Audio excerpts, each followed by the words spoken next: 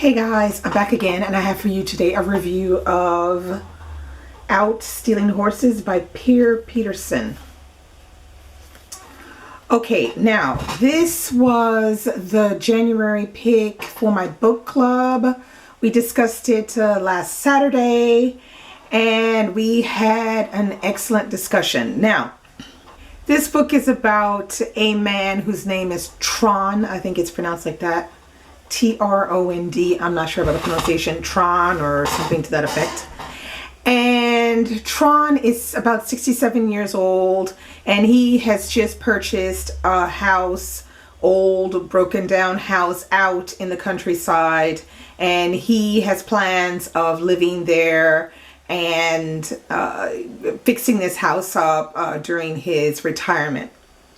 Now, the beginning of the story is basically him in this house and him describing the nature that's around him, the feeling that being in this house gives him, and how he is quite happy in feeling alone in this house or alone out in the nature. That doesn't bother him one bit. So it's just him and his dog. I think his dog's name is Lyra. Now, that's all I'm going to tell you because this book is something else, because there's a lot happening in this book, even though it's really short. I think it's just under 255 pages or something like that. But if you're interested in reading it, then you'll have to go and read it because I won't tell you anything else about the plot. Now, thing is, this is the first book I think that I've read by a Norwegian. I don't think I've read any books by Norwegians. And for me, I had trouble with the slowness of this book. And I guess I would describe this book as being extremely quiet. Extremely quiet.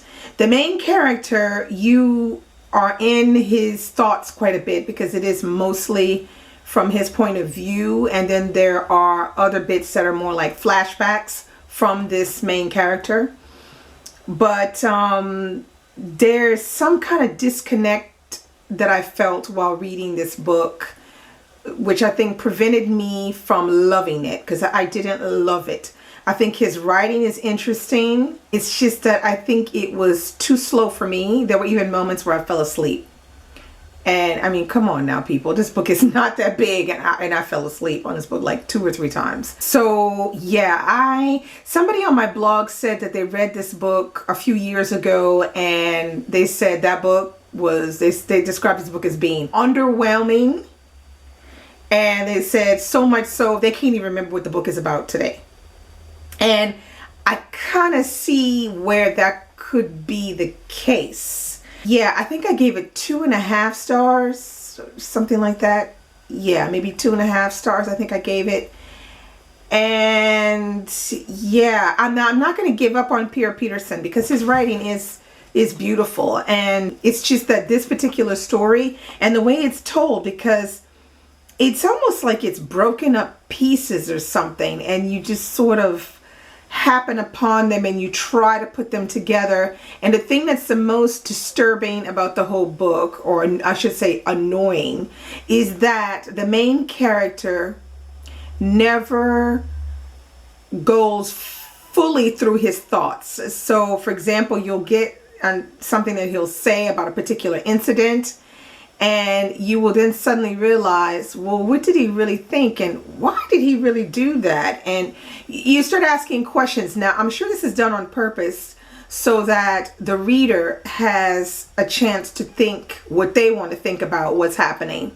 But I think it happened too much so that it left too many X's and Y's not answered. And so in the end, we're still like sitting there going, well, I don't know why he would do that. And you know, so yeah, that part was a little, yeah, was a little annoying. I don't know what to tell you to do. I say give it a try if you've not read any Norwegian books, but I do want to read Knausgård, My Struggle, and I do want to read, what's the other one? I want to read this one, which is The Faster I Walk, the Smaller I Am. This is by another Norwegian writer. And I'm thinking, yeah, I'm gonna try and read those two books and see if it's just me not connecting with Norwegian writers or what it is. Now, somebody else on my blog wrote a comment and said that the loneliness, sadness, silence kind of writing is very popular at the moment in Norwegian writers. And she also said that this particular book, what made it popular in Norway was the style of writing, because he wrote this was sort of like an accent from the country, is what she said, like from the countryside. So that's what made it very particular, and that's what made it very popular.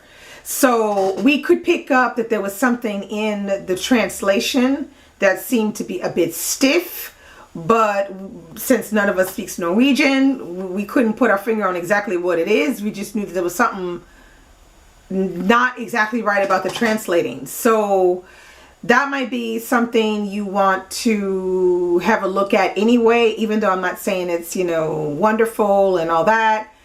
It does have some good aspects to it. It's just not an overwhelmingly excellent read. So that's all I have for you today. I'll be back real soon with another video.